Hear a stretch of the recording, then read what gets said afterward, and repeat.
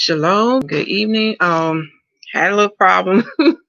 Still learning this live stuff on YouTube. So let me go to the other part so people know. Let me see how this can be done.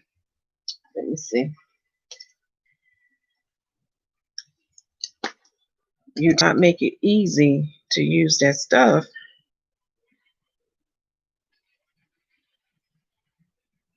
Because I was under the impression when you schedule a live stream, you can go back in there and pick off where it should start, but evidently not. They don't make it that easy to use. Okay. Let me see here. Let me go to my community page. Because as I got to backtrack, I tell you, sometimes technology don't make things easy for me. All right, y'all, just bear with me. Because I was hoping to use the same link that I had scheduled the announcement.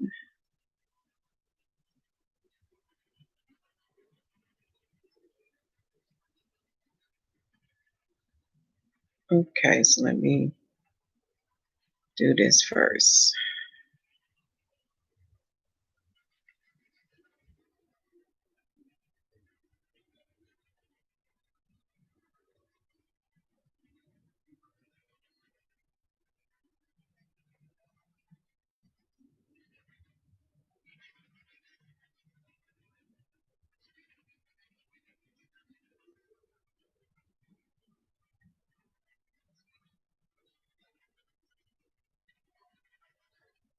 Okay, that's one part. Let me go to another area that I got it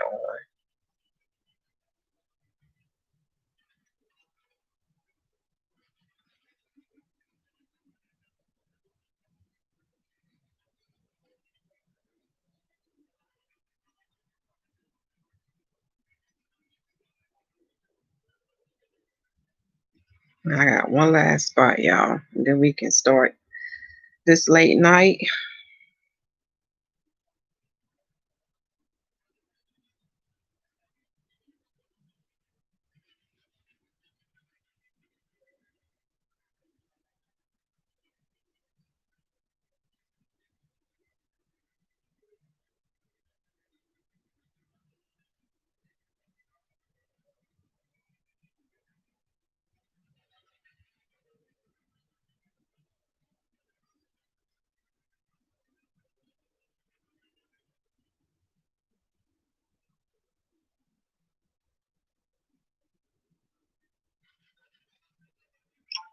Okay, and then the father's reminding me I gotta do one more thing.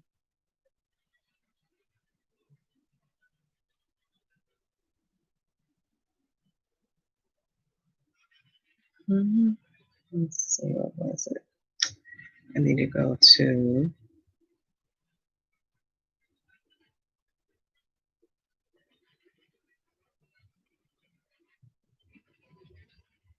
okay.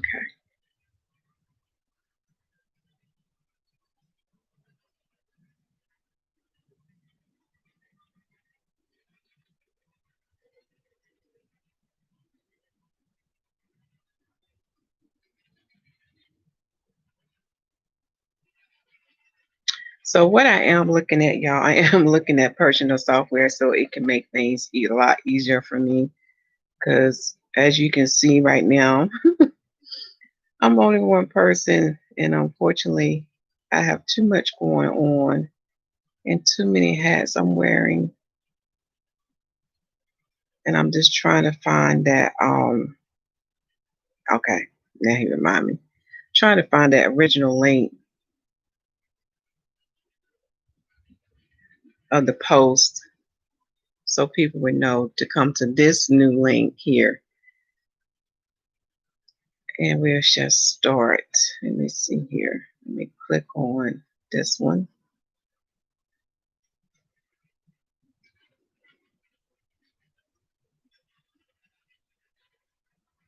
And then let me go to the comment section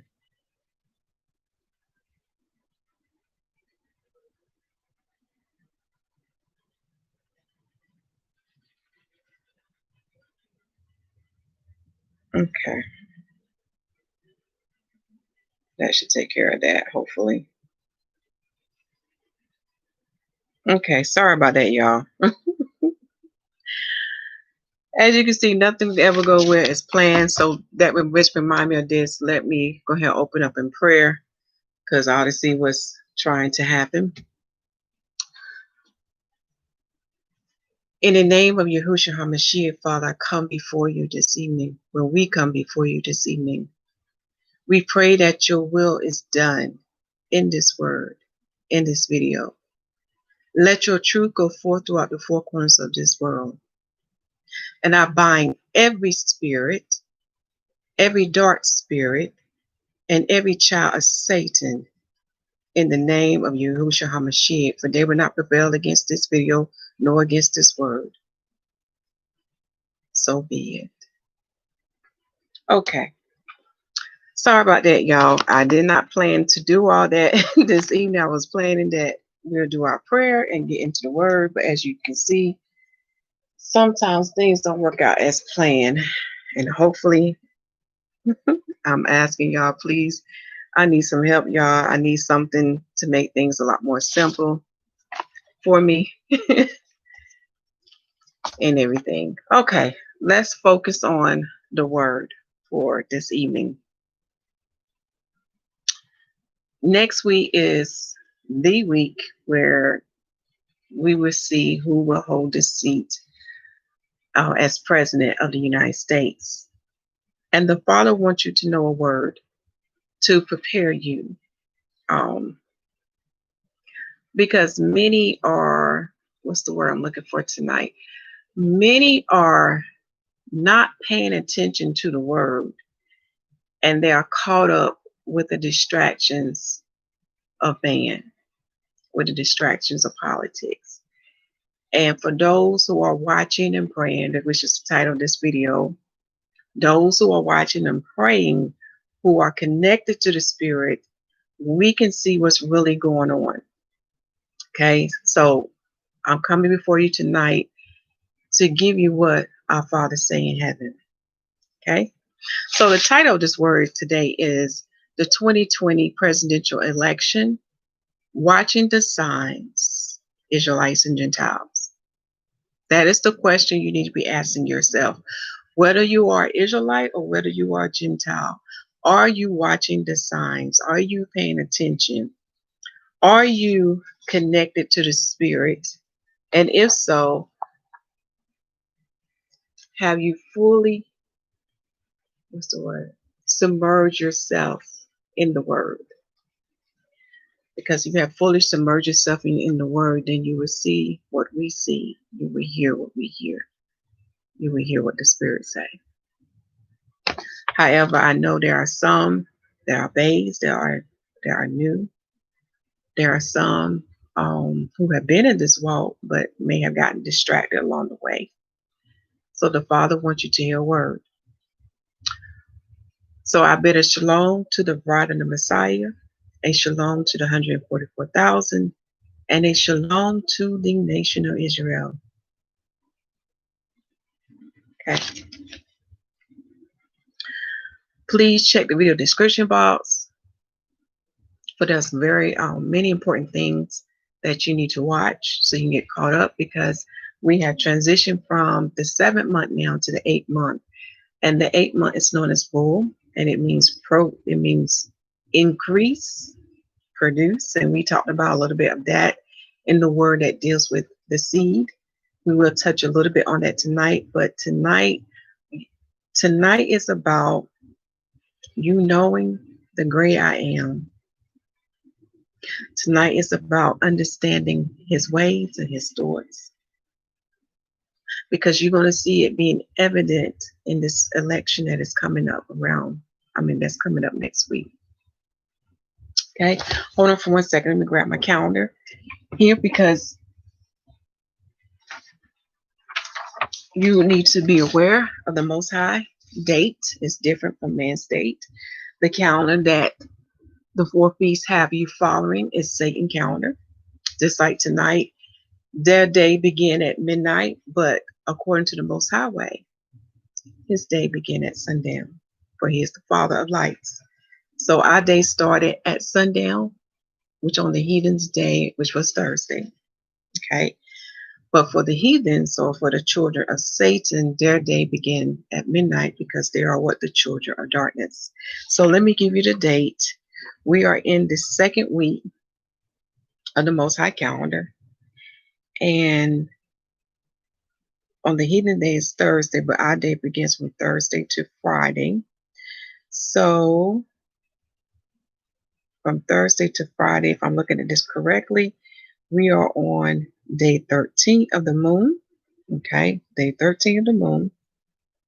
I'm sorry, I'm looking at, about look at the wrong month. We're on day 13 of the moon. Okay, making sure I'm looking at the right thing, because my calendar got cut off. Hold on, y'all. Let me make sure, I want to give y'all the correct date on the Most High Calendar. Thank goodness for my cell phone as a backup.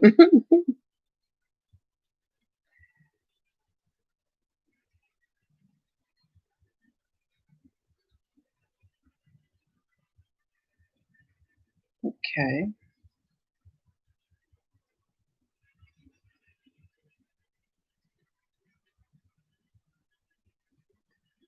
Okay, it's going to take a little while to pull up, but let me just figure this out. Let's see. Today is October the 30th on the Heathen's Day. So October the 30th. So from the 29th to the 30th.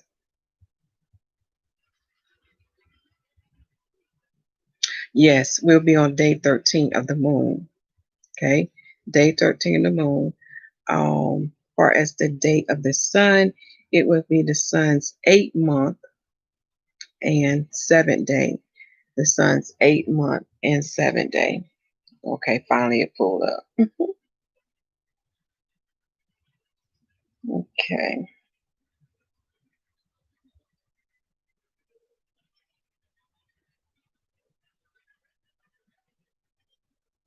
Yep. So we're on day 13 of the moon in the 8th month of the Most High Calendar. Our day began from Thursday and we're in on Friday from sundown to sundown. The date of the sun is in its 8th month and it's on its 7th day. And it falls on the Heathen's Day from, this is October the 29th to October the 30th. Okay. All right. Also, the calendar link is listed in the video description box. So those who have received salvation, or those who believe in the Most High and His Son and the Ruach, you need to ask yourself, are you watching? Are you paying attention? Do you hear what the Spirit hears? Do you see what the Spirit sees? Because many are going to be on edge next week on who take the seat of the president. But I'm here to tell you, if Trump wins, so be it. If Biden wins, so be it. YAH will still be done. It do not matter who sits in that seat. For when you study the history, especially when you look at the history of my people, who are Hebrews that the world today call Negroes or African Americans. Also, the world called them Native Americans or the indigenous people. You will learn that when you look at our history, we have never been treated fairly. We have been discriminated. We have been hated upon. We have been killed. We have been imprisoned. We have not received the same as the Gentiles here in this land. One example that's coming to my mind is the movie dealing with Amendment 13.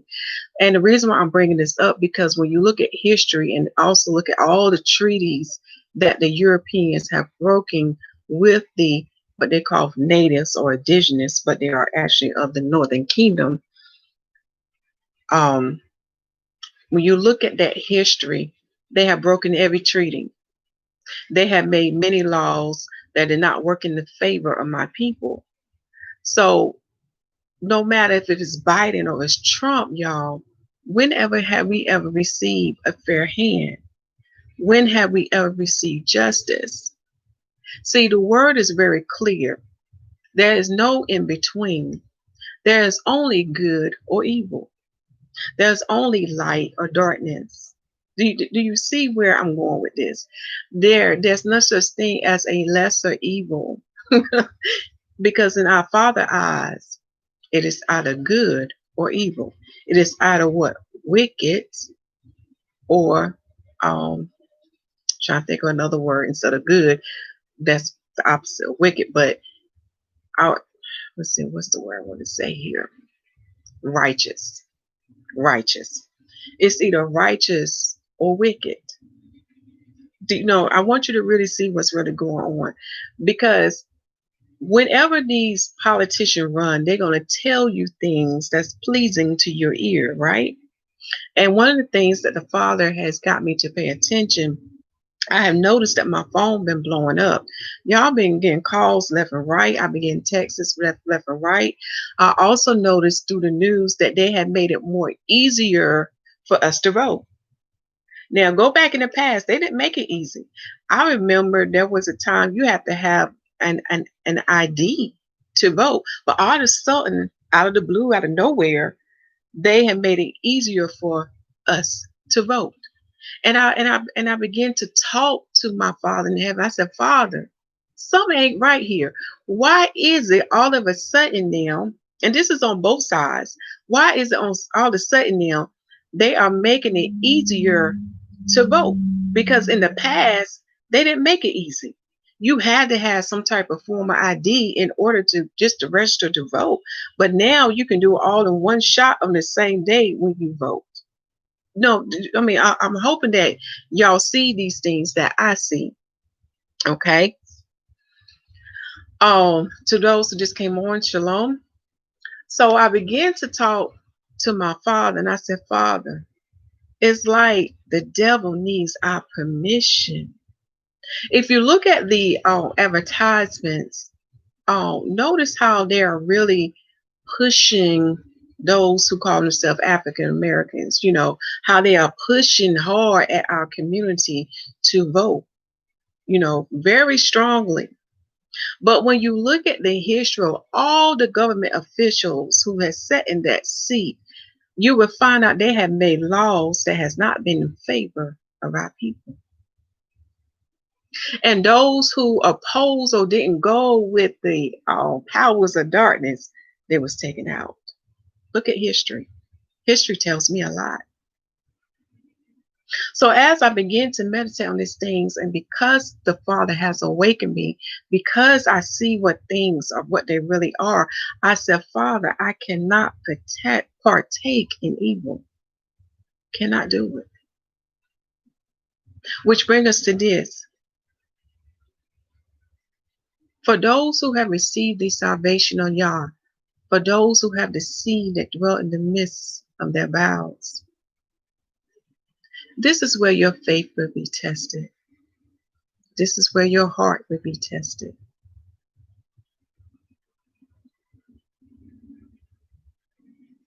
You probably say, well, what do you mean, Sister Lydia?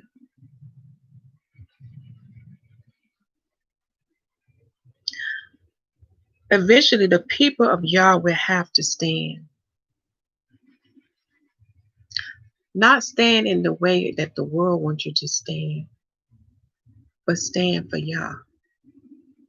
Stand for Him. Go back in the book and look at the beginning of how He has things set up with Adam. Who was supposed to rule over Adam? Who was supposed to lead Adam? If you can't see it there, look at the Israelites. Who was supposed to be their king? Their ruler, Shalum, their leader. Because when you understand Him and why He allowing these things to happen right before your eyes, why you see evil sitting in a seat of this government, when you begin to understand why He's allowing it, then you're going to see what He's doing. See, the Father has a way of bringing his people back to him.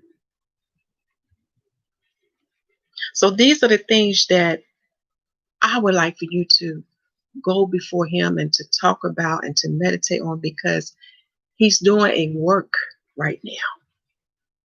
He is pruning, or he is working in his vineyard in this season. Okay?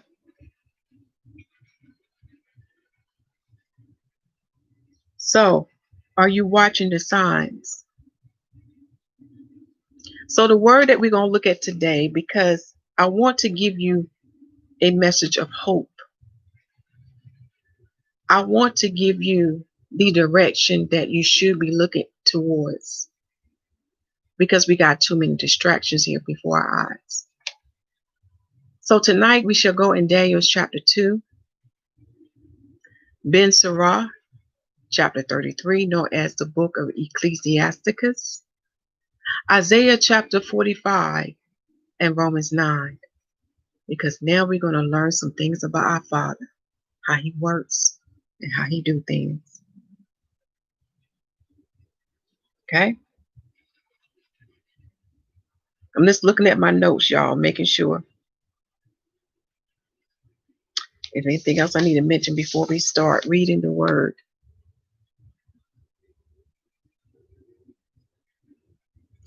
The thing I want to open with tonight with this saying: don't get caught up with the hype. Keep your eyes on the kingdom. Keep your eyes on the greatest prize. Okay? All right, let us go. Let us begin. We're going to go to, I'm sorry, I forget this is a live stream. I don't have the screen share. So tonight, I want to need you to pull your Bibles out. For those who do not have a Bible, go to the video description box, and I want you to go to Daniel chapter 2, where we shall open up with this verse.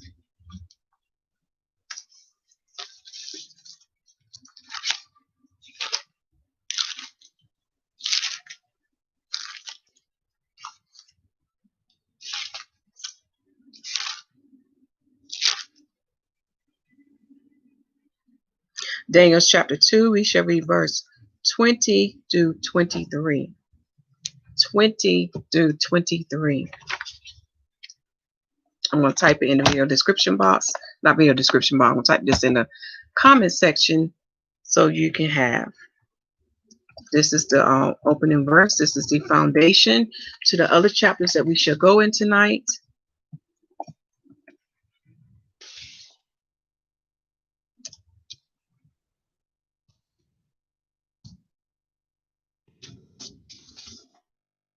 But we need to hear a word from our Father in heaven regarding this election.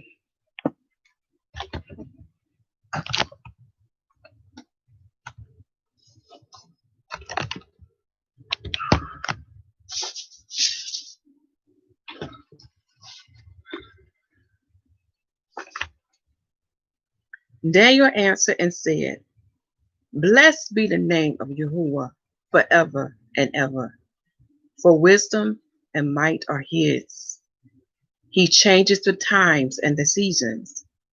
He removeth kings and setteth up kings. He giveth wisdom unto the wise, and knowledge to them that know understanding. In verse 21, I want you to pay attention. The key word for tonight, that he removeth kings and setteth up kings. He removeth kings and setteth up kings. Because now you're going to see what is taking place in America. For she is what? The whore that sits upon the beast. She is Mystery Babylon. You're going to see what the Father's doing and how he's working out. Okay? Then the Father wants me to remind you, know who is running the governments of this world. There is another party involved. They are the principalities. Daniel talks about them too, as well as many other prophets. Know who is running the governments of this world. Because When we read the book of John, did not the word came into a world of darkness? Something to meditate on. If the governance of this world was based on God, based on Yah, then why is this world still in darkness? Why did the word, the living word, come into darkness? Also here note in this verse that it is Yahuwah himself that would give wisdom to the wise and give knowledge to them to know understanding. Highlight that verse and meditate on it.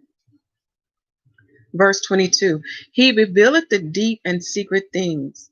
He know what is in the darkness, and the light dwelleth with him. Do y'all hear that? Now this is by our Father in heaven. He can reveal the deepest and secret things, and he know what's in the dark, and the light dwelleth with him. Verse 23, I thank thee and praise thee, O thou God of my fathers, who has given me wisdom and might, and has made known unto me now what we desire of thee. For thou hast made known unto us the king's matter. Here we see Daniel giving Yahuwah praises because only through him could he understand the king's dream and give King Nebuchadnezzar the interpretation of the dream. Remember, all things come from our Father in heaven. Okay? Now, I want to give you some verses because we won't be able to read them tonight, but I want you to start reflecting back on the different kings that the Bible talks about, even going back into Genesis. Okay? Remember how our father Abraham came against the kings, how he had to go rescue Lot and them? And he only had a small party. They had a big army. Okay? I also want you to remember Pharaoh of Egypt, which is very important.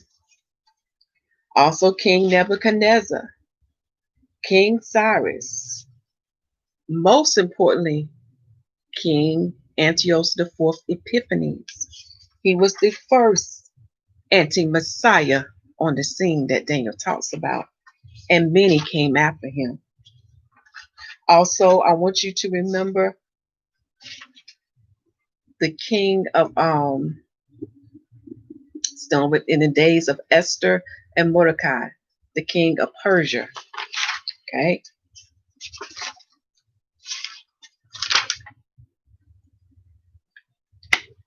Because when you study about these different kings, the Most High can use them too to show the world who is the great I am. An example can be found in, let me see if I got the right chapter.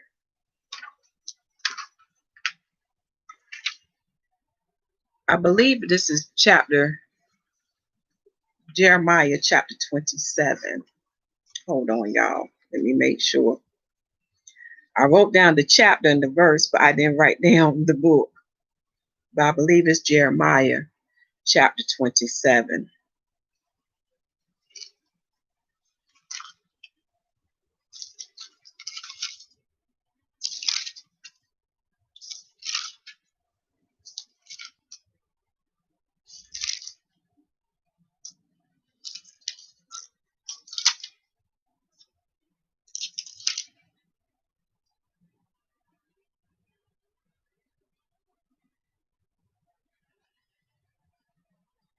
Yep. Jeremiah chapter 27. You want to look at verse 6 to 11. And then Jeremiah chapter 43. You want to look at verse 8 through 13. Because he even called Nebuchadnezzar his servant. See how he used Nebuchadnezzar, his servant, to do his will. Okay. So that's for silent reading. Jeremiah chapter 27, verse 6 through 11, and chapter 43, verse 8 through 13. Okay. Excuse me, I got to have something to cover this vent up.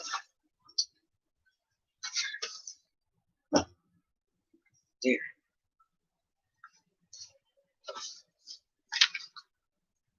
And when you read that, you will see how this will play into tonight's word.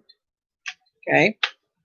So the Most High has revealed unto us, it is Him who set up kings or presidents in their position, whether they are good or evil.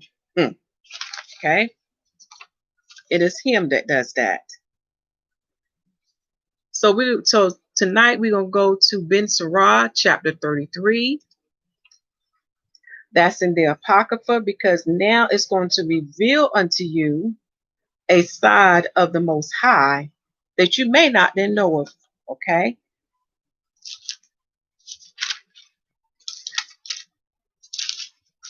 Ben Sirach, chapter 33, also known as the Son of Sirach or the Book of Ecclesiasticus.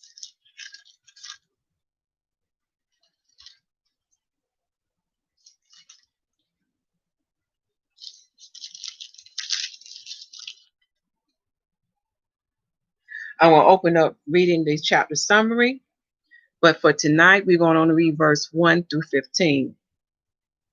Ben Sirach, chapter 33. The safety of him that feareth Yahuwah, the wise and the foolish, times and seasons are of Yah. Men are in his hands as clay in the hands of the potter. Chiefly regard thyself of servants. Verse 1.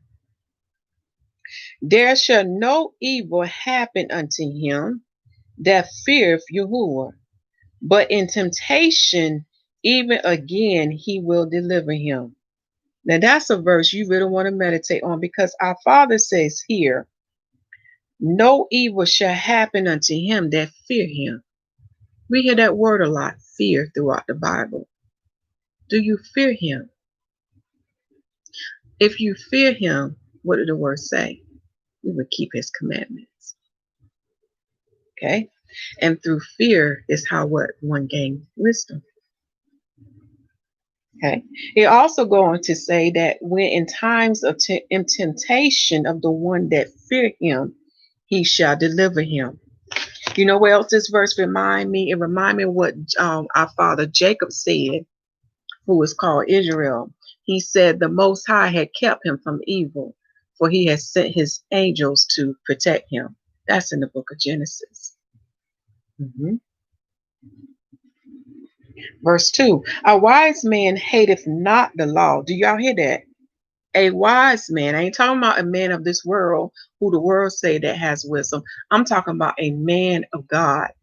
So a wise man hate not the law. For the law comes from what? Heaven above, comes from our Father above. Don't come from man. Okay? But he that is an hypocrite therein is as a ship in a storm. So a hypocrite is what? They always flippy. They are tossed to and fro. Okay? Because they are not sound, or they're not grounded in the Father word. In other words, they can even speak the word. They may even know the word, but they don't do as the word tell them to do. So they are easily tossed to and fro, especially in times of storms. Okay. Verse 3. A man of understanding truth in the law, and the law is faithful unto him as an oracle. Prepare what to say, and so thou shalt be heard. Bind up instructions, and then make them answer. The heart of the foolish is like a cartwheel, and his thoughts are like a rolling axle tree. Now that verse y'all want to meditate on because I can see that, you know, how it's making a comparison to a heart of a foolish one. Verse 6, a stallion horse is as a mocking friend.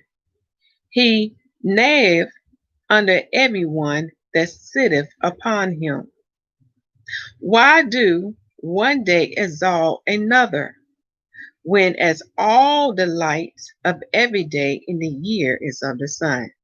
Now we get into a piece that the Father is going to reveal unto you about himself. And it relates to the calendar as well. For this verse say, why is there one day above another? Why is one day is regarded more highly than another day? When we have what light to come on every day. Do we not we have a sunrise and a sundown? Okay. So what make these days different from one another? What make one day a high day and another day an ordinary day? Read verse 7 again. Why do one day exalt another, whereas all the light of every day in the year is of the sun?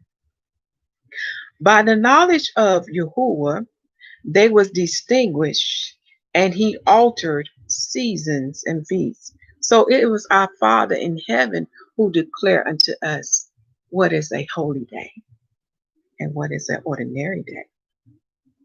Okay. Verse 9. Some of them have he made high days and hallowed them, and some of them have he made ordinary days. Okay. So it's our Father who made a distinction between these days, even though all these days look about the same throughout the year. Kind of remind me of what the prophet Michael said. Is he not the same? He doesn't change. Here's an example of this. When you come in the whole volume of the book, because you always got to go back to the beginning to understand the past, the present, and the future about our Father. By the prophet Ezekiel, and I highly recommend that everyone read Ezekiel chapter 40 to 48. It will end a lot of the confusion that we have going on YouTube and social media. For Ezekiel was given the blueprint what would take place in the kingdom to come. And it would give you an example how our Father remains the same. He does not change. It's just that we don't understand him. We got to come in the whole volume of the book. We can't stay in one part of the book. We have to come in the whole volume of the book to put the pieces of the puzzle together to see the bigger picture. And this is an example of how you know he's the same. According to the prophet Ezekiel, I think it's chapter 43, he says that the Levites, dealing with the priests, will bear their shame in the new kingdom to come. Father, don't forget. And the reason why they're going to bear their shame and how they're going to bear their shame, he said unto them, you will not minister unto me in the new kingdom to come. You will minister unto the people, but not unto me. For you have led my people into idolatry. Oh, yeah. And you have allowed the heathen to come in my holy sanctuary, and they was uncircumcised. I'm telling y'all, that's an example. He don't forget, and he's the same. But we don't understand that because of the doctrines we've been taught by the heathens, and because of the curse that he has put upon the Israelites. Okay, but now the Father is bringing us out of darkness and into light, and showing us or giving us his truth in this season. Okay, so the lies are being done away with, and now truth is coming in. Okay. He also go on to say, the lineage of Zadok will minister unto him, because of that lineage of Aaron. They was the only ones who did not lead his people, who did not lead the Israelites into idolatry. And this is in the new kingdom to come. This is an example of this. So you can understand our Father. Which brings me to this. Hold on, y'all.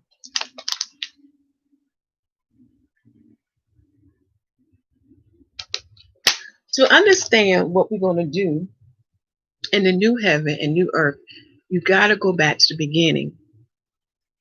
When you go back to the beginning, and when you study Torah, it will reveal unto you the Father had a plan on how Adam should live. When I say Adam, I'm talking about them, male and female, but they were called Adam. He had a plan on how they should live in the earth that he created for them. But when Adam fell, y'all, it took him off that path and he went left.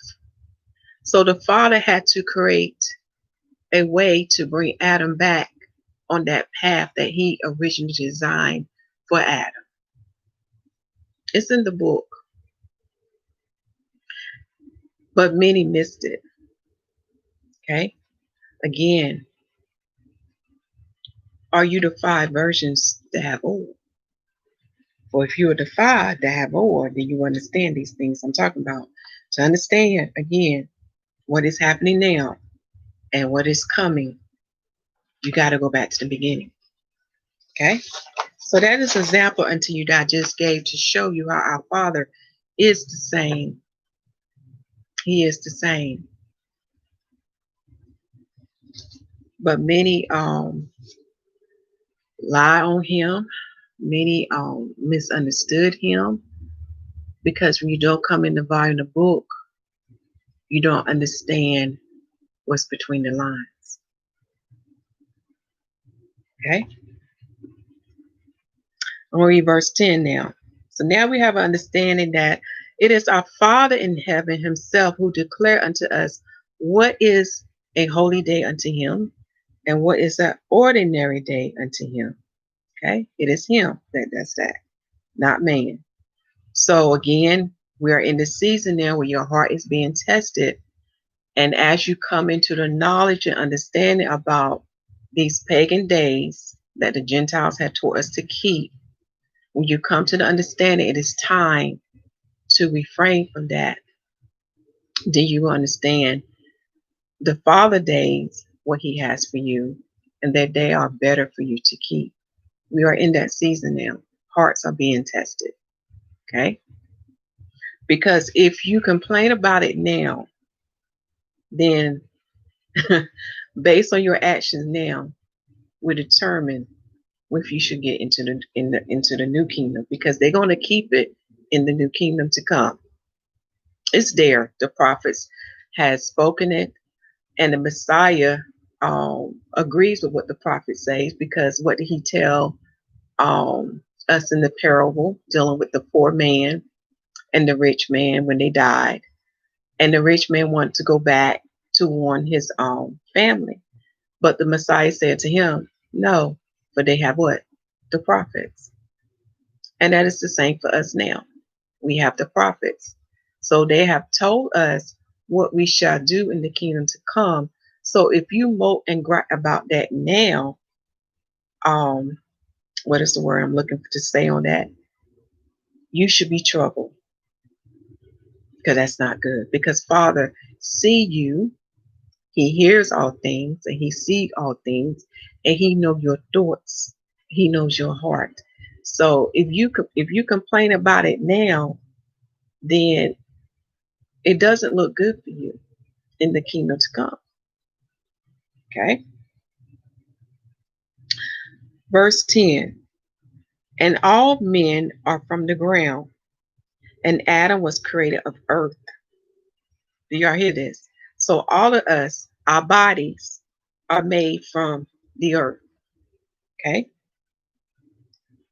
In much knowledge, Yahuwah had divided them and made their ways diverse. So this what causes us to have differences. Okay? The Most High did this. He divided them. How did he divide them?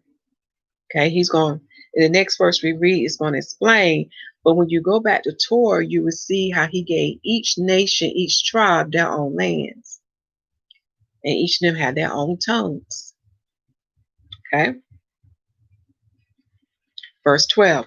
Some of them have he blessed and exalted, and some of them have he sanctified and set near himself. But some of them have he cursed and brought low, and turned out of their places. As the clay is in the potter's hand to fashion it at his pleasure, so man is in the hand of him that made him to render to them as liking him best. I want to pause there. We want to look at verse 12 and 13 again. Do y'all hear this? It is our Father who what? Bless those, exalt them, sanctify them, and set near him. Then there are those that he has cursed, brought low, and turned out of their places. Which will bring you to the question, why? Why did he do that? Again, we're going back to what? Daniel's 2. There are some kings he set up in that position, and there are some kings that he what? Removed from their position. Why did he do that? This is a question you need to ask, because when you understand the why, then you understand the great I am. Okay? And this is why your heart should not be troubled on whomever sit in that seat, because YAH will be done. Okay? Verse 13. When we look at verse 13, it says what? The clay is in the potter's hand. Do y'all hear that? Adam, we are in our Father's hand. So he controls everything. Okay? Whether there's good or evil. Okay?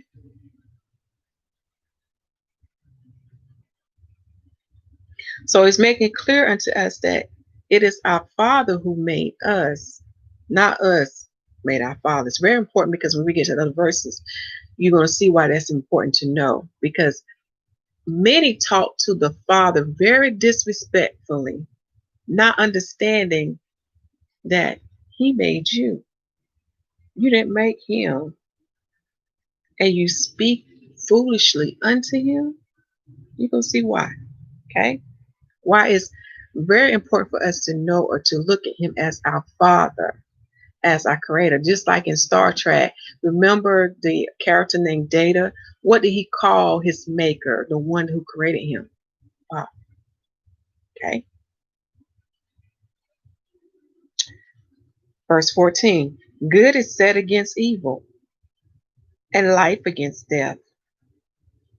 So is the godly against the sinner, and the sinner against the godly.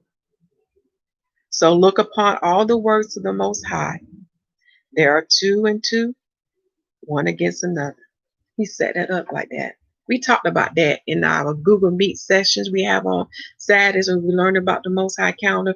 But when you study his calendar, y'all, it's going to lead into many other things and give you greater understanding dealing with the prophecies, give you understanding or to know our Father in heaven, to know the word, and to know the Ruach. As well as going to give you understanding about the three groups, which is the bride of the Messiah, the 144, and the nation of Israel. Because everything's connected, and it all leads back to what? The Most High. Okay? So when we look at verse 14, this is something that our Father in heaven wants you to see. It is him who set up good against evil. Okay? It is him who set up what? Life against death. Go back to Genesis and you'll see it. Okay? It is him who set up the godly against the sinner. Go back to the beginning. Did not darkness exist?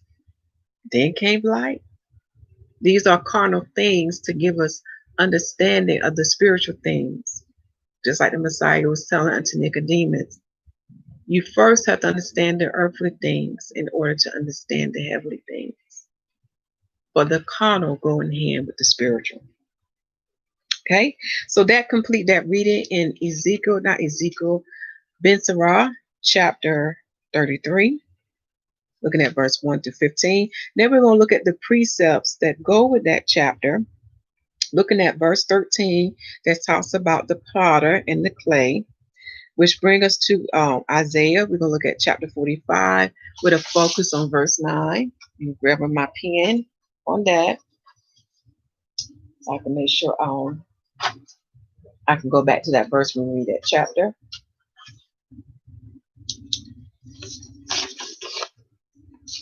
Where is it?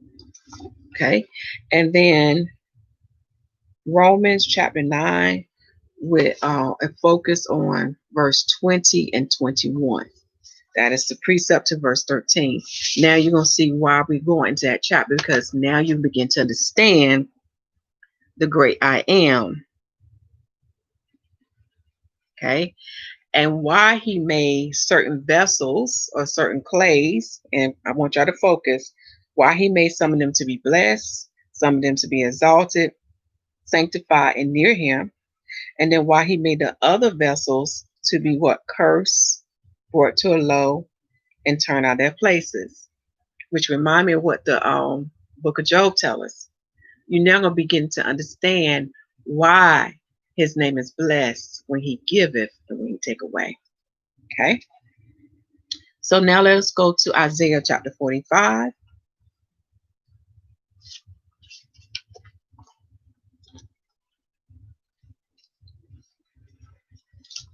Shalom, brother Anthony. I don't know what is up with you posting, but could you be a little more clear what you're posting, what they mean? Okay. All right. Isaiah chapter 45.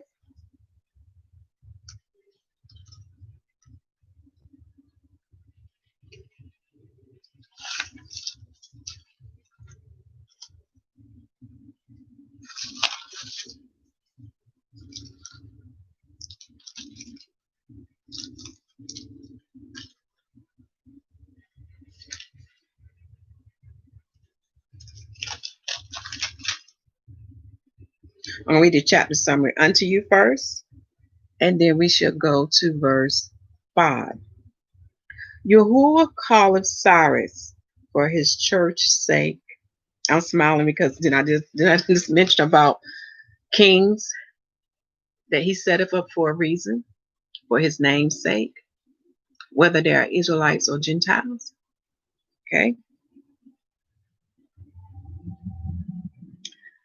By his omnipotence he challengeth obedience.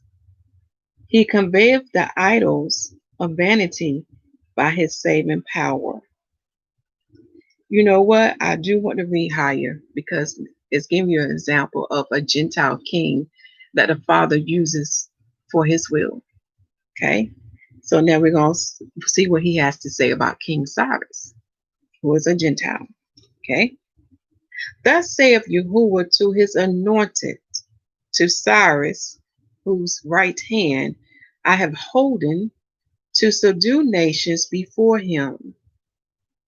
I'm smiling because when you learn about these kings, some of them held the title of what? King of Kings and Lord of Lords. Okay. So our Father says here that what? He subdued nations before him. So he allowed him or gave him the ability to conquer nations. Okay. And I will loose the loins of kings to open before him the two lead gates, and the gates shall not be shut. I will go before thee and make the crooked places straight. I will break in pieces the gates of brass and cut in sunder the bars of iron. Now that verse you want to highlight because we talked about that dealing with the scapegoat, the mystery of the scapegoat. Now we see what the prophet Isaiah is touching on. That's also, I think, in the book of Psalms. Okay, because we have an anointed one who does that. Okay, when he go into the center of the earth, known as Sheol. Okay? He makes what the crooked places straight. I will break in pieces the gates of brass and cut in sunder the bars of iron.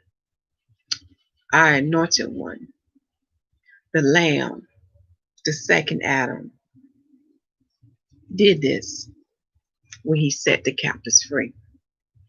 Okay, but let us go on to read. And I will give thee the treasure of darkness and hidden riches of secret places, that thou mayest know that I, Yahuwah, will call thee by thy name, am the God of Israel. So Yahuwah is revealing to us why he's putting Cyrus above all kings of the earth. Okay? Notice what he's saying to him. He said, I will give him the treasure of darkness. See, everything that evil takes from the righteous is all in vain, for it shall be restored back to the Most High servants. Okay? And he also goes to say that he would give him the hidden riches of secret places. And it's that thou mayest know. See, he wants him to understand that he is the Lord. Okay? That he is the God. That he is above all. This is why the Father does what he does. Okay? It's a way to draw Adam back to him. Okay? That was a good read. All right. Oh, let me finish verse 4. For Jacob, my servant's sake, Jacob, Israel, is the Most High servant, y'all. And Israel, my elect, I have even called thee by thy name. I have surnamed thee, thou, though thou hast not known me. Do y'all hear that? He surnamed us. Go back and look up the meaning of Israel. Israel was exalted above his brethren, exalted above the sons of Adam. He was what? A prince. But this prince had what? Power. What is the power of the prince? You understand that mystery? Do you understand Daniel chapter 12 when he scattered the power of the holy people? Okay. Something good to meditate on. But let us keep reading tonight. All right. Then we're going to go to verse 5 and read through 19 to get understanding of Daniel chapter 2. Okay. I am Yahuwah, and there is none else. There is no God besides me. I gird thee, though thou hast not known me. Now he's speaking true. Do we really know him? Many of us think we do, but it shows in our action. It shows in our word that we really don't know him. Okay. And he make it clear there's none above him. Okay. Verse 6, that thou may know from the rising of the sun. I'm smiling because y'all go back to that calendar, right? That thou may know from the rising of the sun. Where's the rising of the sun take place, y'all? The east. And from the west. And the west, what? That's when the sun set, right? That there is none besides me. I am the Lord. And there is none else. So he's making clear he's above all. Okay. Verse 7, I formed the light and created darkness. I make peace and create evil. I, Yahuwah, do all these things. Now, this verse you want to highlight because he's telling you what? He made a light. He made a darkness. What a light represent? Good, righteous. What a darkness represent? Evil, wickedness. He goes on to say, I make peace, and he created evil. Why would he do that, y'all? He has a reason for why he does what he does. It's to teach you something. But most important is to help you to understand him. Okay. Verse 8. Drop down, ye heavens, from above, and let the sky pour down righteousness. Let the earth open, and let them bring forth salvation, and let righteousness spring up together. I, Yahuwah, have created it. That verse saying a lot too, but we're going to keep reading, y'all, because I don't want this to be a long night. Verse 9. Woe unto him that striveth with his maker. Now, this is a verse you want to highlight that deals with Ben Sirach, dealing with the relationship between the potter and the clay. Okay?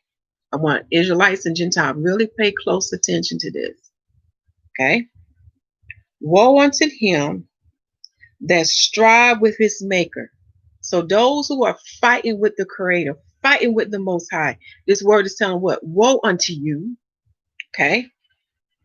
Let the potsherd strive with the potsherd of the earth. Shall the clay say to him that fashioned it, what makest thou? Or thou work? He have no hands. See, in other words, what this verse is saying, we should not be striving against the Creator. Now, if we're going to strive, we need to strive somebody on our same level. Let another clay strive against another clay, because they didn't make one another. They're not above one another, right? But we should not strive against our Creator, okay? Because what did it look like for something that was made by His hands to say to Him, what makest you? Or thy work? And act like He don't have no hands that made these things. Like He didn't create these works that He did in the earth and in the heavens. And the works that is talking about His creations. Okay? It's like the clay just standing up to Him, talking all this smack, being very disrespectful and not even understanding the same way He made you, He had the same power to destroy you. Do y'all see now where I'm going with this? This is why we got to be careful with this. Even on social media, even when we're talking with our family, friends, strangers, and even with the enemies, we got to be careful of this. Okay? We don't give Him His honor or His glory. He is our Father.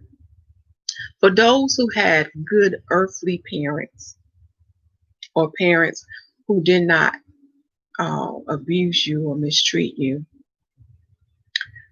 for those who had a father in their life, one thing I noticed that it's something about when dads speak. There's a fear that comes in you that shakes you, and you don't challenge his authority. The same way you have that feeling of your earthly father is the same for the heavenly Father. Because you don't have the power to create what He created. Okay? Not the way that He does it, because He does out of nothing. You don't have the power to destroy like the way He destroyed things. Okay? Something to really think on this verse. Verse 10. Woe unto him that saith unto his father, what begettest thou? Or to the woman, what hast thou brought forth? Now, do you hear this, what the father is saying? Woe unto him that talks like this to their father and to their mother. Okay? Thus saith Yahuwah, the Holy One of Israel, and His Maker, ask me of things to come concerning my sons, and concerning the work of my hands, command ye me. I have made the earth, and created man upon it. I, even my hands, have stretched out the heavens, and all their hosts have I command. Now this verse is saying a lot. What else did the Father create besides Adam, y'all?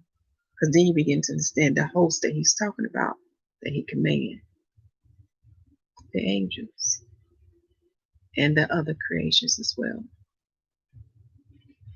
Verse 13, I have raised him up in righteousness, and I will direct all his ways. He shall build my city, and he shall let go my captives, not for price, nor reward, saith Yahuwah of hosts. Who is this one that the Father is talking about? That he had raised up in his righteous? Who is this one that committed no sin, that fulfilled all Torah? Who is this one that is the righteousness of God, that is mentioned in Romans chapter 10 and Psalms 98? Who is this one that shall build his city and that let go his captives? Because I gave y'all a clue about the captives that he set free. In one of the videos, we talked about Hosea chapter 6, verse 1 through 3. David talks about it. Ephesians, the book of Ephesians, the book of Peter's.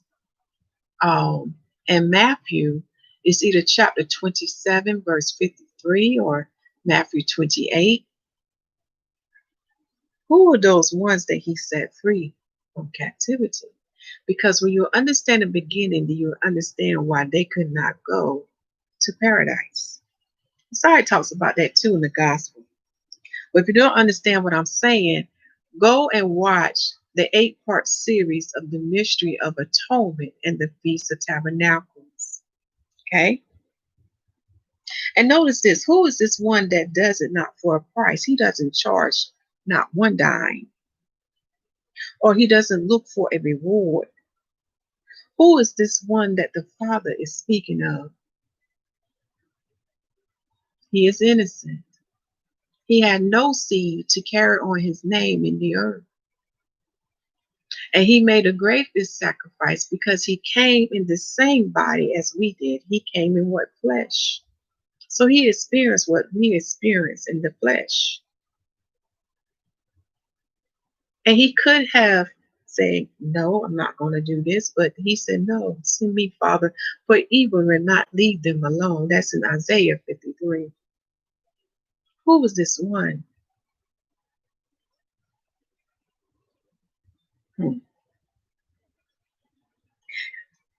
This one that I speak of is the second Adam. And it took an Adam for an Adam to set the Adam free. Because when you understand the laws of heaven, that the same laws that take place in the earth, then you understand why he had to come. That was the only way the captives could be set free. And Adam had to fulfill Torah and not break any law or commit any sin. Okay. Verse 14. Thus saith Yahuwah, the labor of Egypt and merchandise of Ethiopia, and of the Sabaeans, men of stature, shall come over unto thee, and they shall be thine. They shall come after thee in chains, they shall come over, and they shall fall down unto thee. They shall make supplication unto thee, saying, surely God is in thee, and there is none else. There is no God. Verily thou art a God that hidest thyself, O God of Israel, the Savior. So when you get a chance, go back on this whole chapter and read it and meditate on it. But I want you to begin to understand that we need to respect our Father. For those who are wise, because the foolish going to speak foolishly. Okay? For those who are wise, we know we don't talk to our Father any kind of way because he has the power to put us to an end.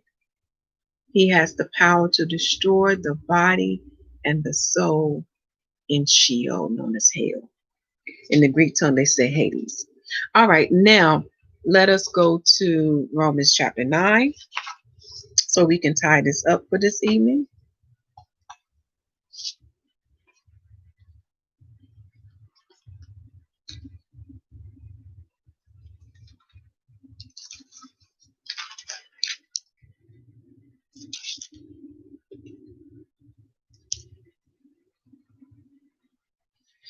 And we're going to read verse 1 to 24 with a focus on verse 20 and 21. Romans chapter 9, the summary. Paul is sorry for the Jews. All the seed of Abraham were not the children of the promise. Yahuwah have mercy upon whom he will.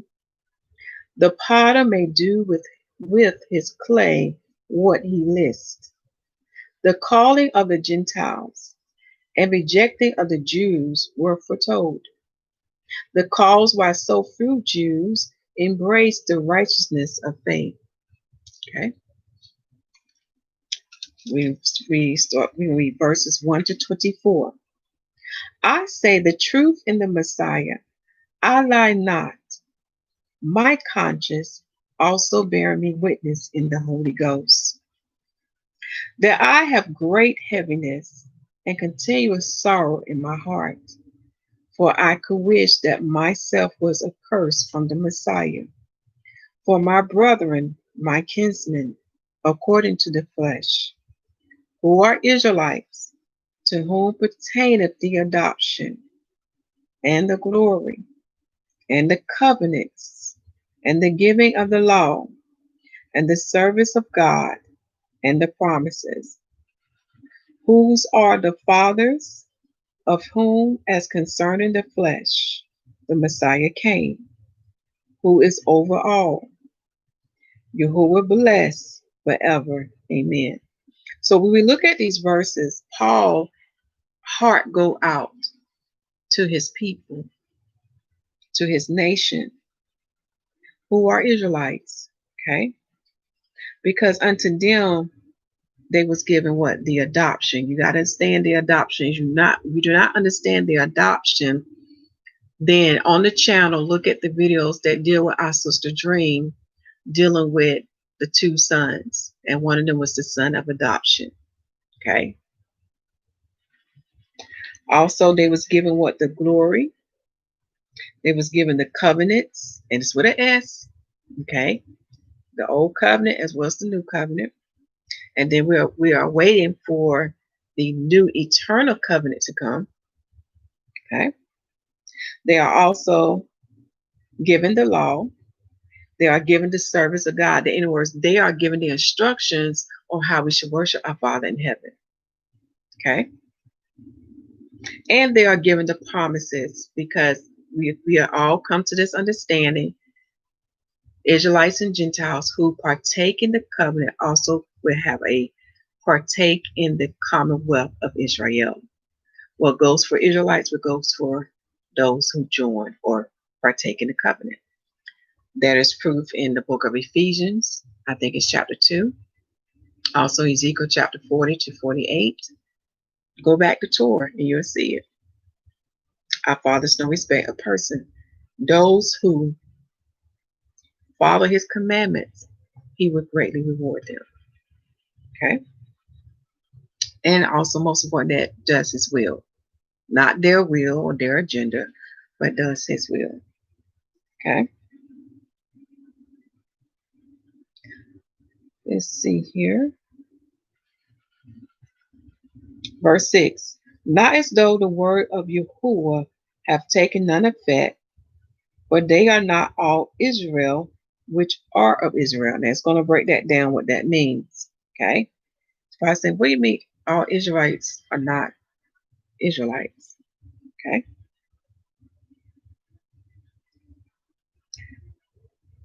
Not because they are the seed of Abraham are they all children, but in Isaac shall thy seed be called. Okay. If you notice here, Abraham do have other children, but the promises do not fall upon those children. It had to come through a certain lineage. It had to come through the promised seed. Okay, and the one who will bear that promised seed. Father is reminding me that will be another word coming out on the seed. Okay, because we're in the month of Bull, and this is the time where the sower is sowing the seed. Now we talked about the parable, what that means, but there will be an upcoming word dealing with the seed. Okay, because now we're on a higher spiritual level now. So it's something else the Father wants you to know for those who have received the salvation and the righteousness of Him. Okay, you should be at a certain level now for those who have that seed in them. Okay, so let me read verse 7 again. Not because they are the seed of Abraham are they all children, but in Isaac shall thou seed be called.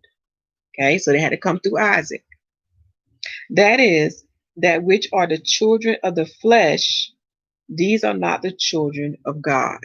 Okay, so the children of the flesh is not the children of God, but the children of the promise are counted for the seed.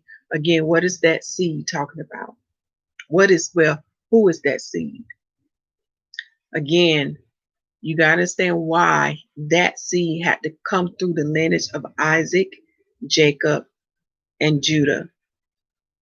Okay, you have to understand what those principalities was doing because they knew of the promised seed that was to come in the earth, and they was trying to taint it or stop it from coming.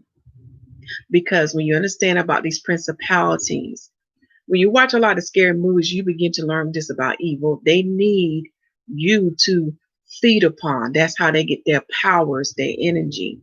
So they want to hold you captive in bondage. Okay.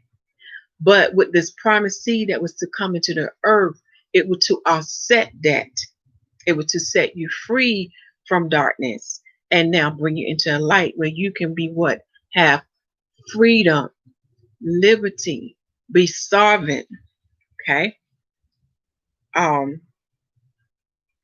else I'm about to say before I got off track on that?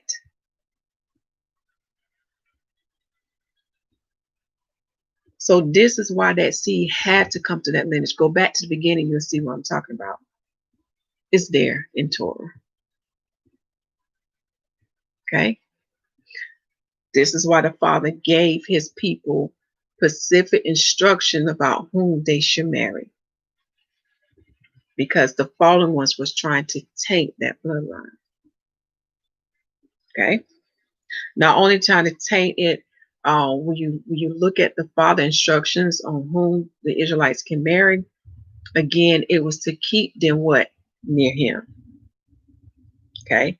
Again, you can read the book of Tobit, but Ezekiel gives you an example. Look in, I can't remember what chapter. Notice whom the Levites can only marry in the kingdom to come. Okay. And it's still self-evidence in Torah. It's there. Again, we have to come in the whole writing of book, but we have to begin to understand the Most High thoughts and his ways. Okay. And why he does what he does. We got to come out the ways of the heathens. This doctrine of democracy, that is a doctrine that comes from the gates of hell. Okay. We got to what? Empty our mind, just like becoming that unleavened bread during the feast of unleavened bread. We need to empty ourselves of all the things that man has taught us, because those things come from Satan. And then we have to allow the Father to fill us with his fullness, just like he did with the Israelites on the day of Pentecost. Just like what that bread of leaven become full, right? Well, that's the same thing. We are to receive his leaven, become full with his fullness. So through that, we will what have his doctrines, his wisdom, knowledge, and understanding in that. Something to really think about here. Empty yourself so you can receive what the Father wants to pour into you, so you can begin to understand his ways, knowledge, and understanding. That way you won't have a problem in what he commanded the Israelites to do. You won't have a problem what he commanded the bride to do, the 144 to do in the nation of Israel. Do you see where I'm going with this? Because what I have noticed on social media, when it comes to certain topics, many squirm and fight and wrestle with it, okay? Because it don't feel good to the flesh, okay? It don't feel good to the heart of stone that's within them. But when you allow the Spirit to come in and do what it needs to do within you, then you can what? Receive it. And you won't fight against it.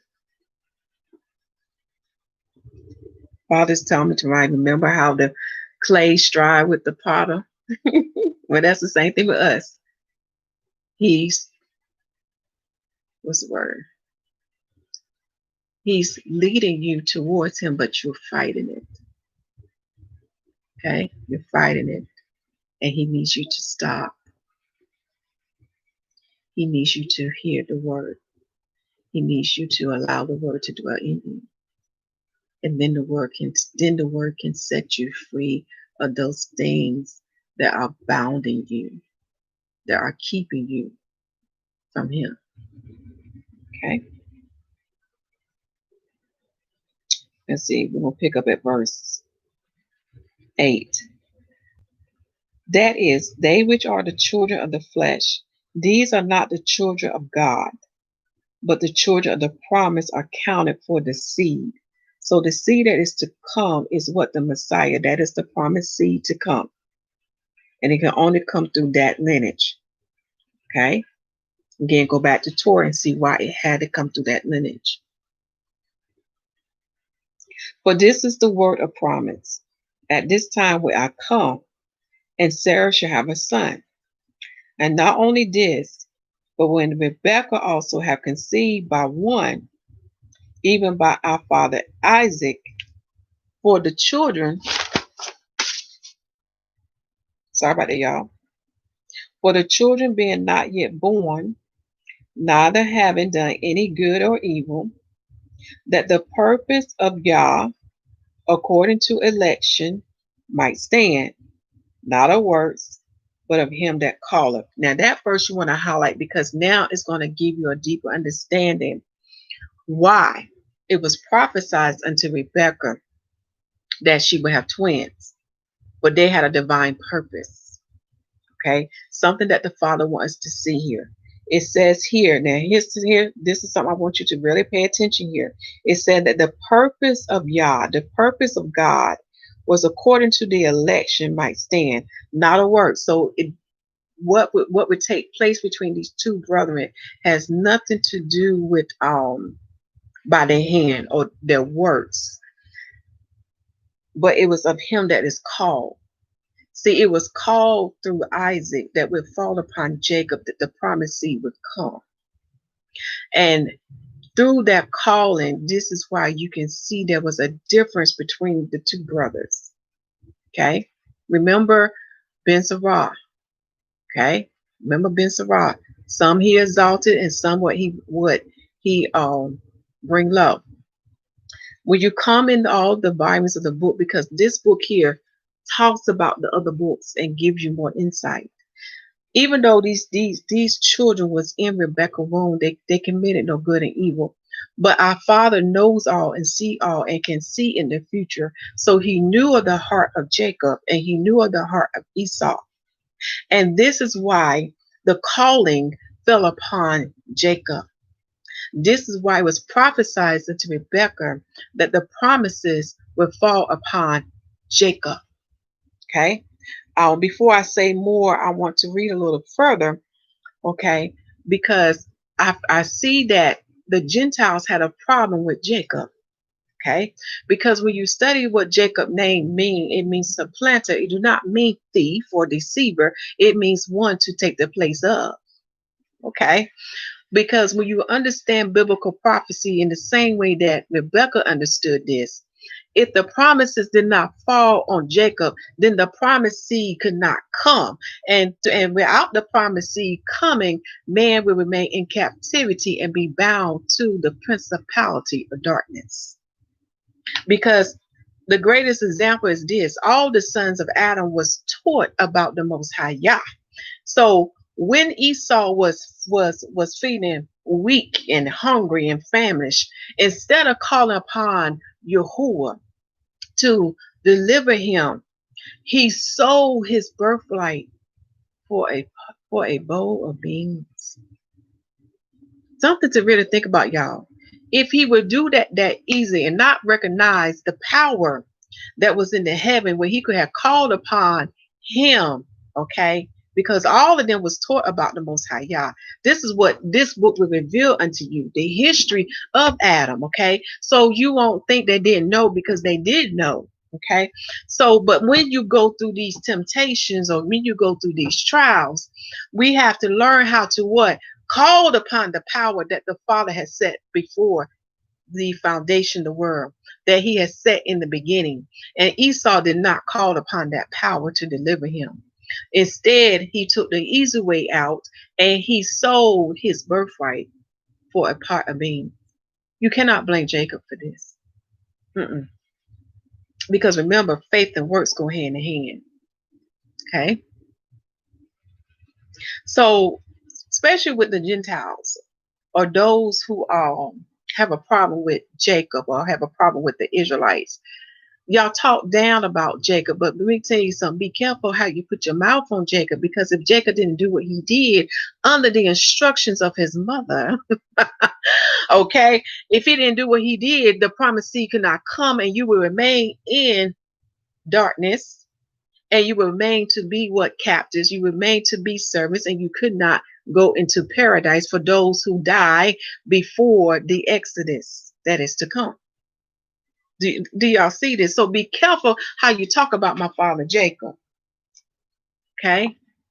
Be careful, because I have seen some of y'all on YouTube, and you know who you are. Okay, because I had words with you before, but you are revealed to me in your heart who you are, because you are of the synagogue of Satan, when you spoke against my father Jacob and call him a deceiver and call him a liar, when his name did not mean that. It means supplanter. It means to take the place of. So Jacob took the place of his brother place, because his brother, what's the word I'm about to say here? His brother sold out. His brother gave an ear to Satan. And his brother lineage or blood is tainted with the fallen ones. See, the fallen ones had a plan. They want to take out the promised seed. Okay?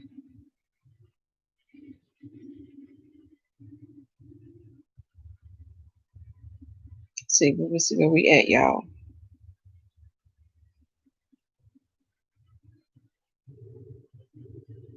So this is not done because of their words. This is done because there was a calling upon Jacob. Because why? The Most High spoke it. As we know, his word did not come back void. Whatever he say would come what? To pass. So because the Most High spoke these things upon Jacob, this is why it was so. Okay? Because he can see all, he can hear all. All right? The Most High know his children very well. He know his children in the heaven, and he know his children in the earth. Verse 12 says that it was said unto her, it was said unto Rebekah, who's the mother upon thousands upon million, that the elder shall serve the younger. Why is this so? Because the Most High spoke it. Because like I say, he can see the future, right? So the elder shall serve the younger. Go back and when you study the life of Esau and you study the life of Jacob, you will see why the elder would serve the younger. This has to do with the righteousness of God. Because remember, all of them was taught about the Most High God. All the sons of Adam, before the flood and after the flood. They was taught. Again, it's a heart condition. All right. Father, also want me to mention this unto you for some of my brothers who have a problem with me being a woman, me prophesying, me teaching or preaching, whatever you want to call this. Look at our mother Rebecca. Rebecca understood the promises. Rebecca understood the prophecy. Correction. Rebecca understood the prophecy that was given unto her. At the time, her husband did not. Read the book of Jubilees. That's written by Moses. And because she understood the prophecy and she understood that the blessing has to fall upon Jacob, this is why she instructed her son so. So look at this, my brother. It was a woman who told her son what to do. And without her, Jacob would not have the promises. Because at the time, Isaac loved Esau more than Jacob. He favored Esau. Okay? So those who come against the sisters who was anointed or ordained by the Most High Yah to preach, to prophesy, to teach, same on you, because you have not graduated. Because right now in this season that we are in, this battle that we are in now, it is not about gender. It is about spirit. A mystery that many do not understand. Because if we understand the mystery of 1 Peter chapter 3 of the hidden man in the woman's heart, do you understand the mystery why she was able to win her husband over in conversation? But it has nothing to do with her gender. It has nothing to do with her beauty. It had to do with the spirit that lived in her, that promised seed. Okay? That dwell in the midst of your bowels. So if you have a problem with me, then you have a problem with the Father. The Father gave you the word, or the characteristics or the qualification of those that would be prophesied and preaching or teaching in these last days. Go to Numbers chapter 11, chapter 12, Acts chapter 2, and Joel chapter 2. For his word do not come back void. Again, this is not about spirit. And if you still have a problem with this word because it's spoken by a woman, then you can go to another channel. Okay, because right now, time is too short. We don't have time for foolishness. We got to keep our mind focused on the kingdom of heaven right now. Okay? So, what you should be looking for in an Adam, whether they're male or female, you need to look if they bear the spirit of Yah. That's what you should be looking for. Do they bear the spirit? Okay? So, as we see here, what we just learned from Romans chapter 9, it was Rebecca that bare these two children.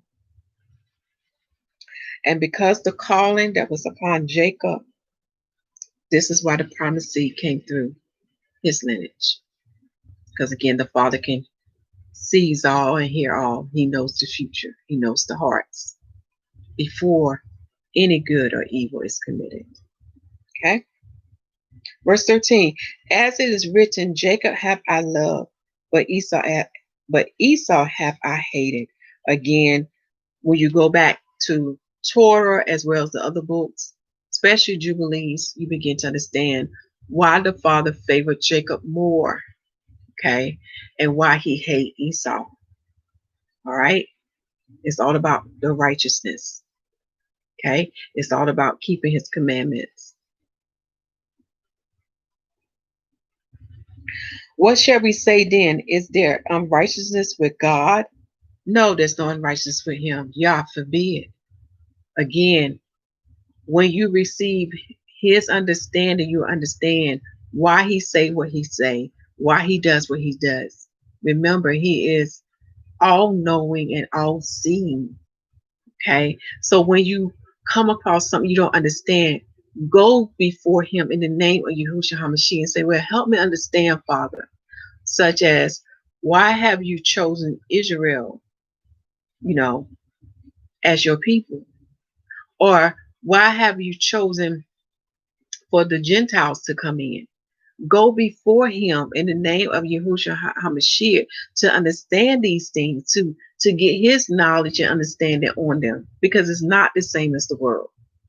Okay, it is time for us to know who is the I am, and he is helping us to know him through through us. For example, let's look at this election that's going on. Okay, he has helped us to know him, and he's going to use the president of the United States as an example to give us understanding about him. Okay.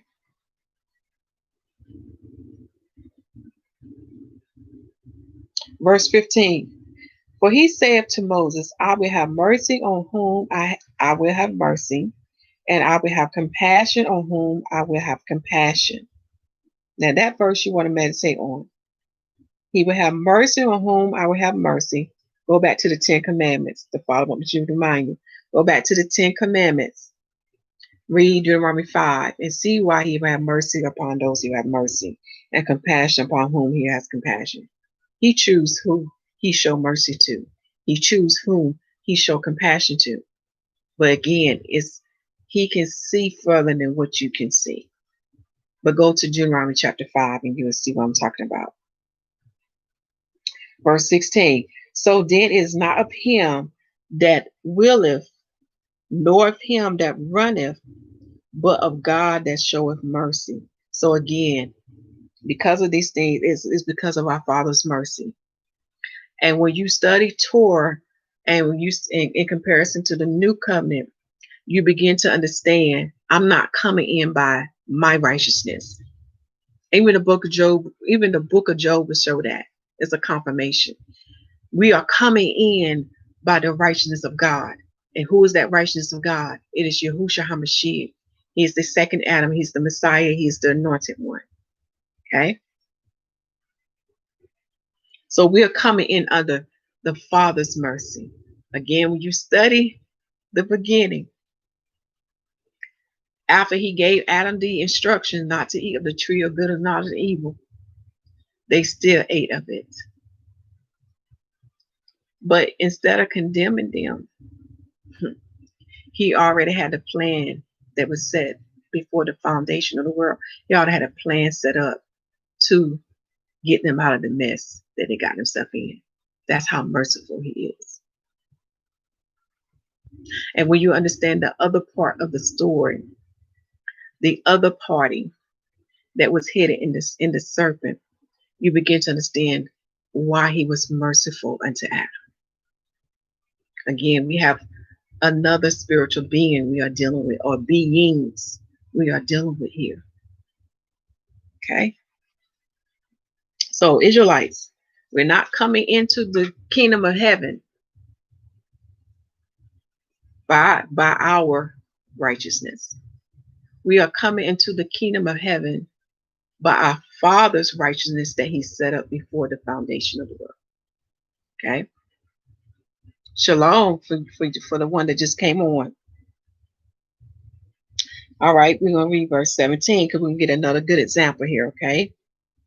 For the scripture saith unto Pharaoh, y'all, this is dealing with Egypt, even for this same purpose have I raised thee up, that I might show my power in thee, that my name may be declared throughout all the earth. Highlight that. Again, just like the kings he set up, just like the presidents he set up, just like he called, just like he put the calling upon Jacob, just like with Pharaoh in the book of Exodus. Okay, the whole purpose of him having these things to take place, the whole purpose of why Pharaoh was set on that throne.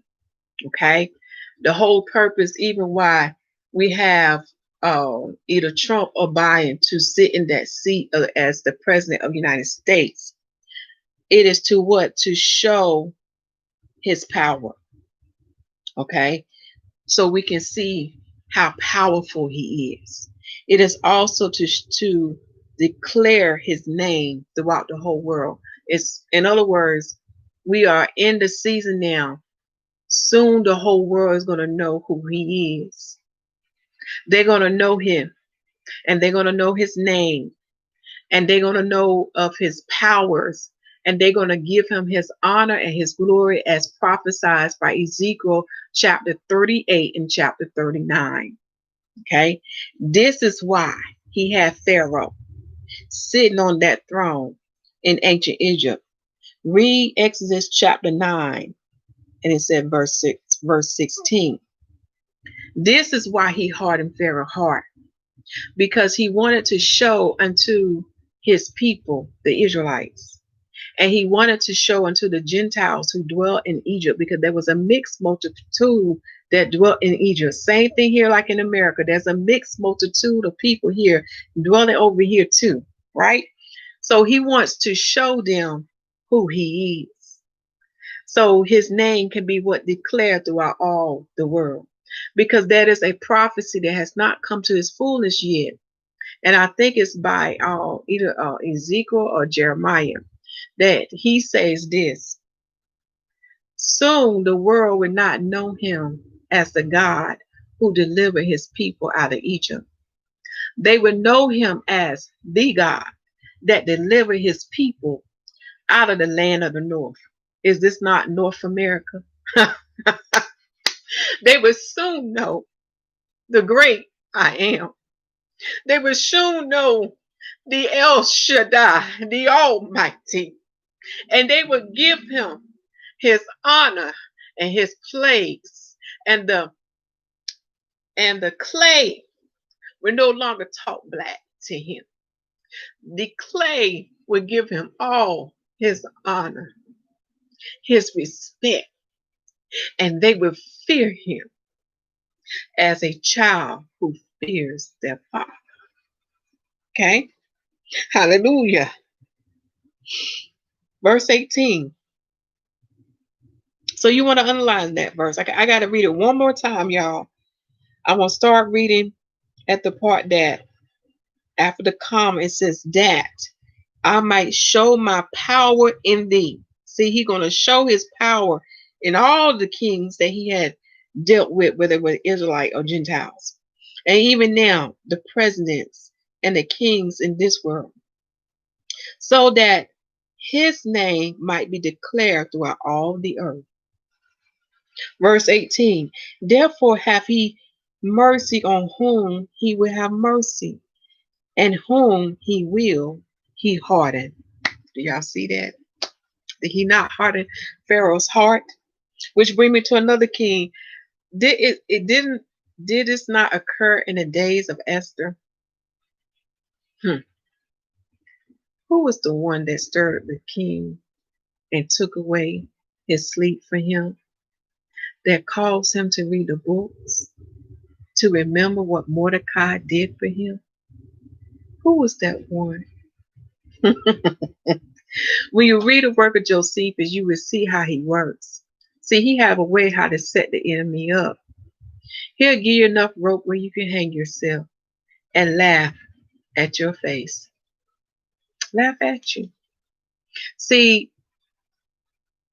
these principalities know what the end is, but the sons of Adam do not understand what the end is, because you got to read the word to understand what the end. They have been deceived, or even have the audacity to think they have a chance to conquer the Most High and his army and his son. This is the foolishness that the angels have taught them. And the only way to break away from that foolishness, you have to be what? In the word. Okay? This word is what gonna give you the truth of what the end is. So all the things that the wicked are doing now is in vain, because it's coming to an end.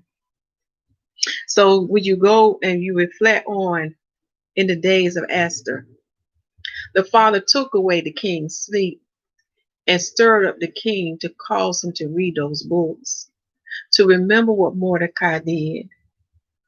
And because of what Mordecai did, and because of Esther putting her life on the line, because there was a law set up that If you go to the king announced, you will be put to death no matter who you are. You can be a queen or whoever. You can be put to death. But what Esther say out of faith? If I die, let me die. I have to go before the king.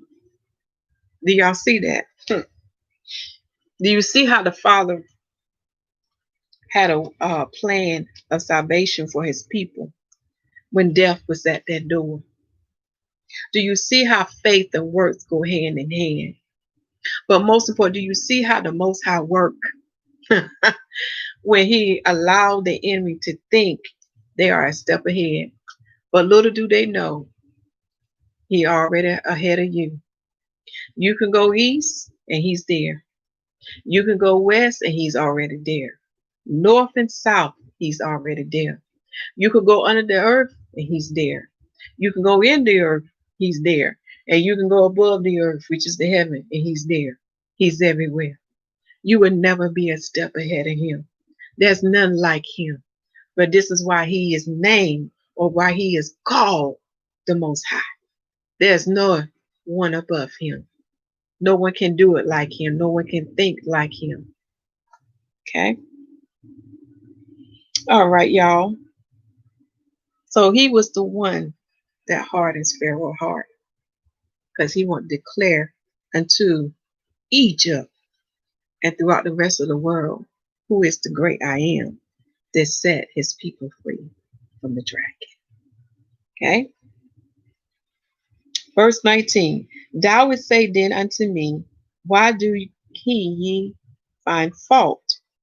For who have resist his will? Neighbor, O man, who art thou that repliest against Yah?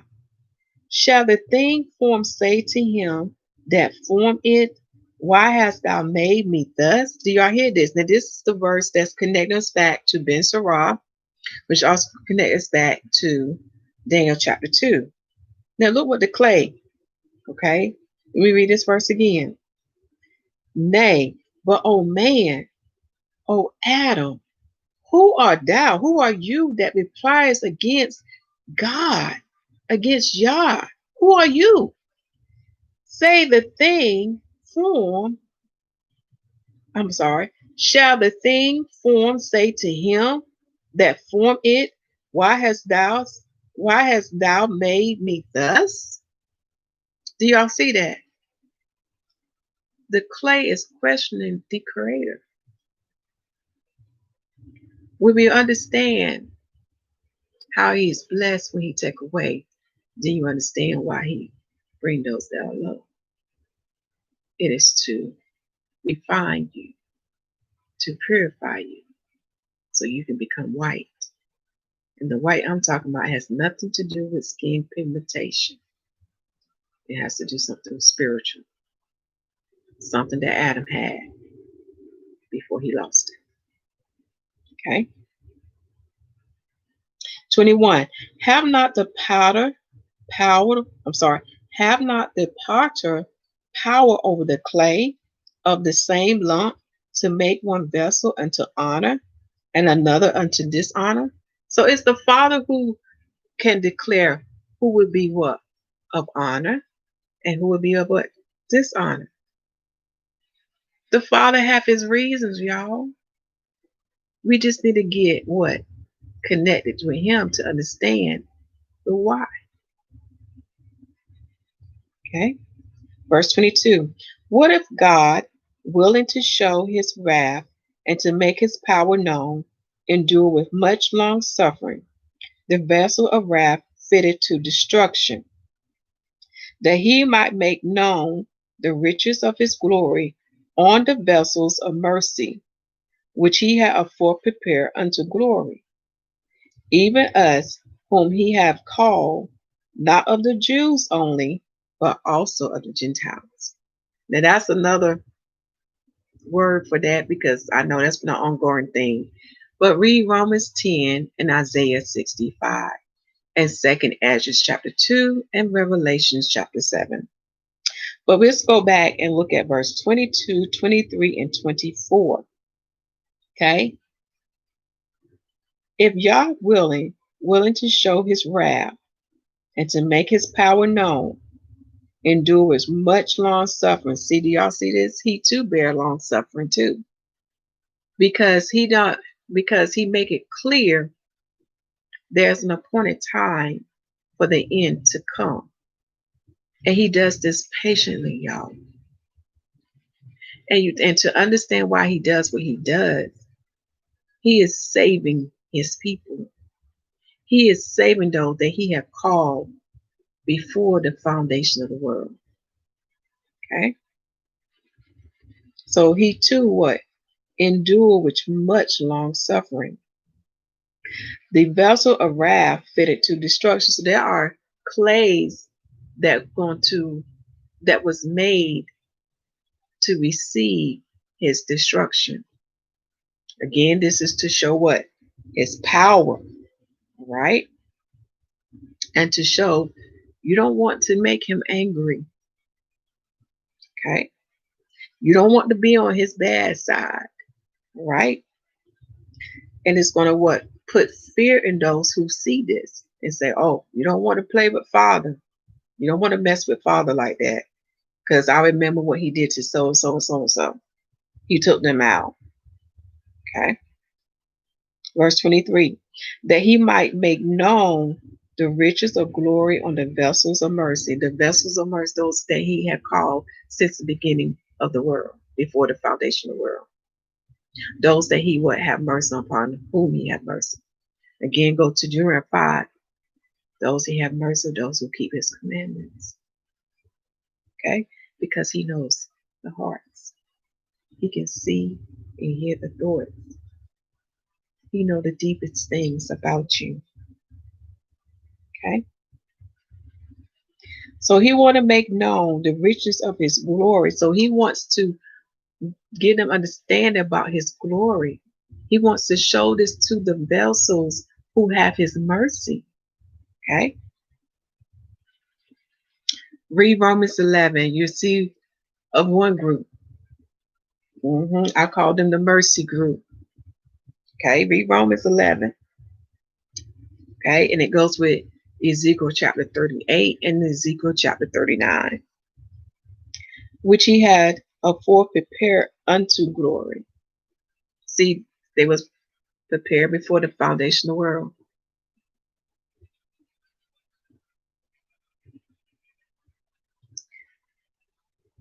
Even us whom he have called, not of the Jews only, but also of the Gentiles. To understand that, we understand the biblical prophecies that take place to the bride and to the 144. But they would not be given into marriage. They would be like the angels in the heaven. And then we understand the nation of Israel and their biblical prophecy. They would be given into marriage. And they too would have the strangers and their servants to join them in their kingdom to come. Okay? Like I said, there's nothing new under the sun. It was evident in Torah. You had Israelites and Gentiles that partake in the covenant. So it should be same in the new covenant. Okay? So you see these two things mirror themselves. All right. So that should sum up Romans chapter 9. I know this was a late night. I usually don't do a word as late as this, y'all, but it was stirred in my heart and my spirit so you can have understanding when it comes to the 2020 presidential election. For whoever sitting in that seat, y'all, whether it's Trump or whether it's Biden, y'all will gonna be done.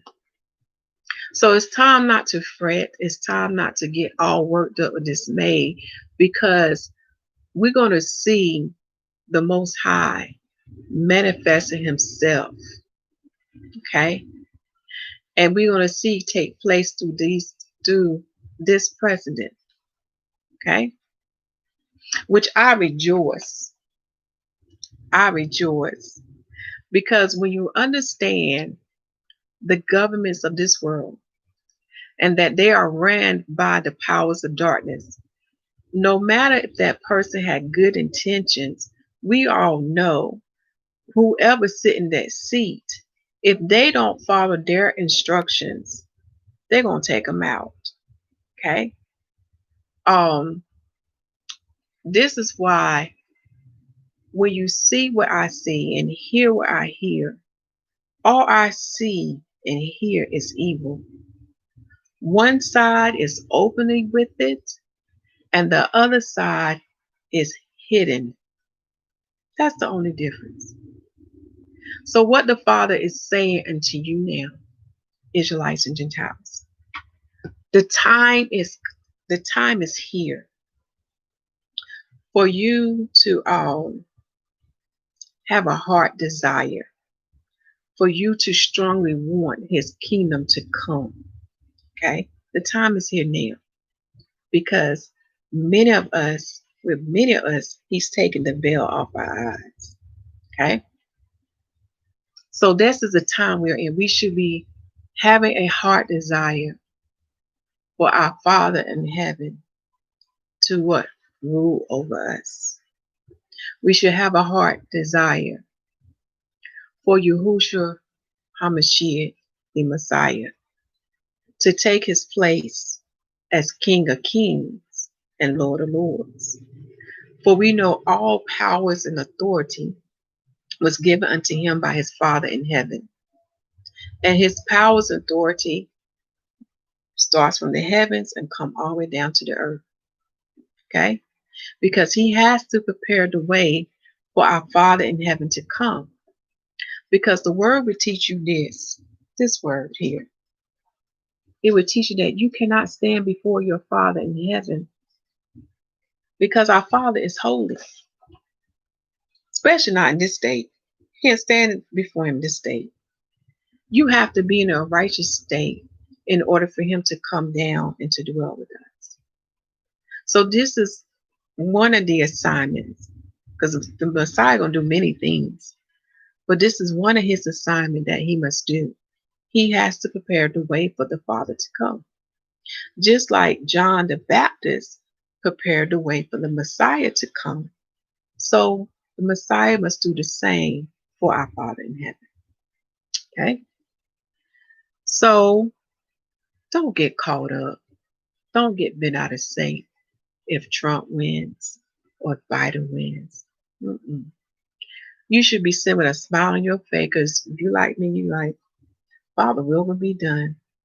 Soon, man is going to see the great I am. They're going to see his powers. They're going to see his glory. And he's going to bring them down. He's going to break them. Okay? So sooner or later, when these things take place, you're going to be put in a position whether you're going to stand for Yah or you're going to stand for the other side. And you're going to have to make a decision. So I'm looking at my notes, what I'm saying here. Some things in my notes that I have here is that do not put your hope in man. Your hope should be in our Father in heaven. Your hope should be in his salvation that he set for you, which is Yahusha'The Messiah. Okay? And you should be heavily in this book now more than ever before. For we are in the days of Noah. Zion affliction has been fulfilled, and Yahuwah is visiting the earth, which means that he is judging the earth. Okay?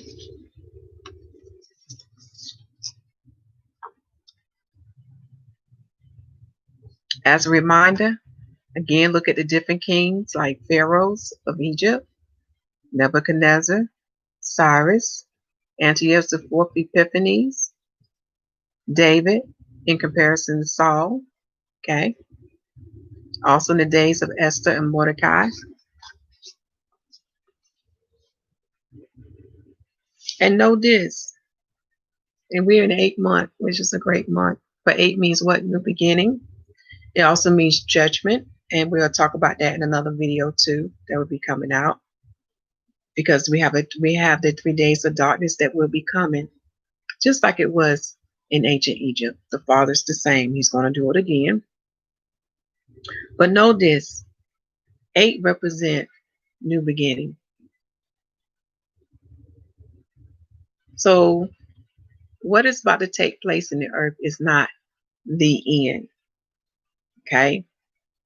How can I say this? It is the end that will bring forth the new beginning. So for the righteous, for the godly, it is the time for us to be rejoicing now. Okay?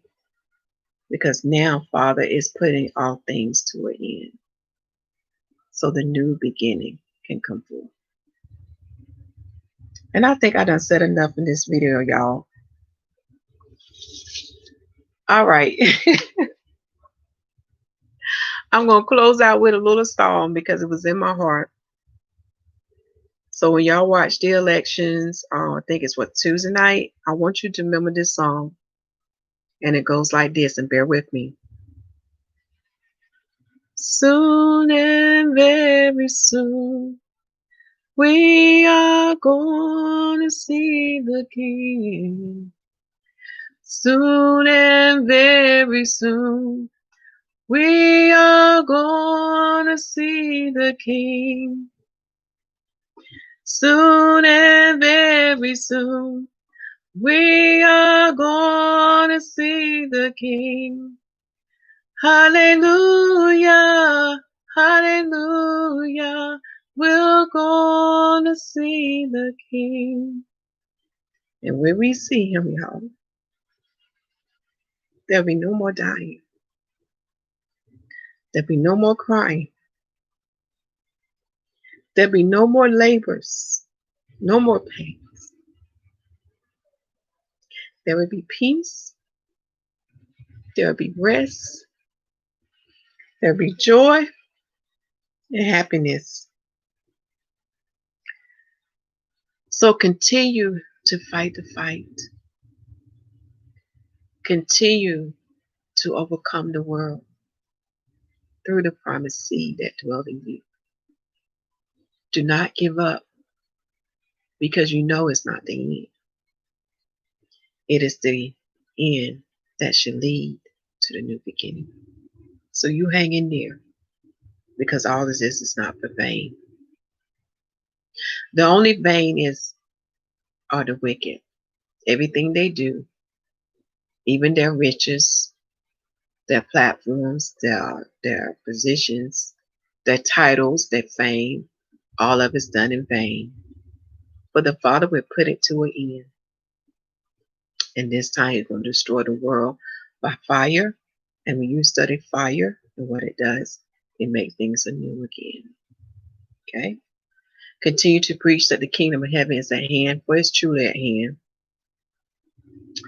Make sure the people receive salvation as written in Romans chapter 10. For the Lamb set the example of the water baptism and the Holy Spirit baptism. And the apostle continued in both. I love you all, and shalom.